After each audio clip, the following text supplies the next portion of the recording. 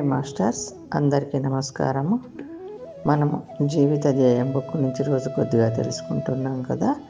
ఈరోజు మరి కొద్దిగా తెలుసుకుందాం. ముందుగా బ్రహ్మర్షి పితామహ దంపతులకు నమస్సుమాంజలు.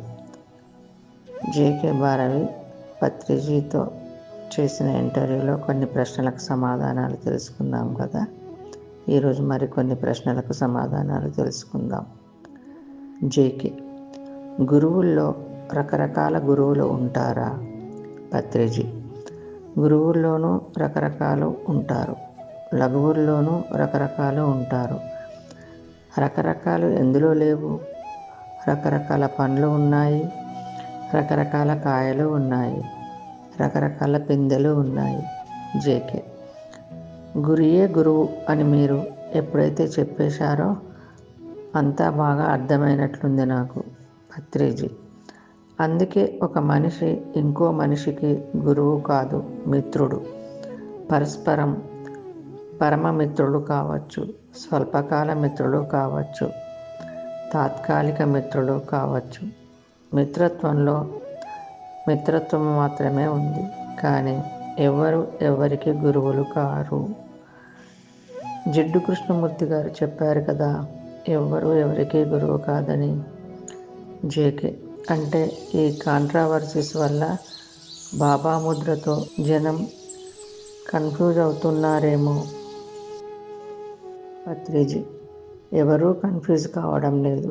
ఎవరికి కావాల్సింది వాళ్ళు ఖచ్చితంగా చేస్తున్నారు. వాళ్ళ ఆత్మస్థితిని బట్టి వాళ్ళు కరెక్ట్గానే చేస్తున్నారు. ఎవరు ఏం చెప్పినా అది కరెక్ట్, లేకపోతే వాడు ఎందుకు అలా చెప్తాడు? ఇప్పుడు నేను మోసగాడిగా కనబడుతున్నానా? ఎవరు మోసగాళ్ళు కాదు. వాళ్ళలో ఉన్న పరిమిత అనుభవం వల్ల వాళ్ళకు తెలిసిన పరిమిత సత్యాన్ని వాళ్ళు యథాశక్తితో ప్రకాశింపచేస్తున్నారు. ఆ పరిమిత సత్యం కావలసిన వాళ్ళకి అది మహాప్రకాశం, మహాప్రసాదం. 1వ క్లాసులో మీరొక టీచర్ దగ్గర చదివారు. ప్రస్తుతం ఆ టీచర్ మీకు చెప్పడానికి పనికొస్తాడా? అన్నీ అంతే. జేకే: అంటే మనిషి యొక్క మానసిక పరిపక్వత అన్నది బుద్ధి వికాసం అవుతున్న కొద్దీ. పత్రిజీ: అవును. ఒక కొండ ఉంది, ఒకతను కొంత ఎక్కాడు, వాడికి కొంత కనబడుతుంది. కొంచెం ముందుకు ఎక్కితే ఇంకొంచెం ఎక్కువ కనబడుతుంది.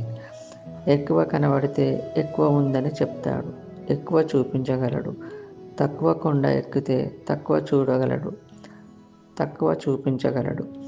చివరాఖరున పైనున్నవాడు అంతా చూపించగలడు. బుద్ధుడు శాంతం పైకెక్కినవాడు కనుక అంతా చూపించాడు. మరి మధ్యలో ఉన్నవాళ్ళు?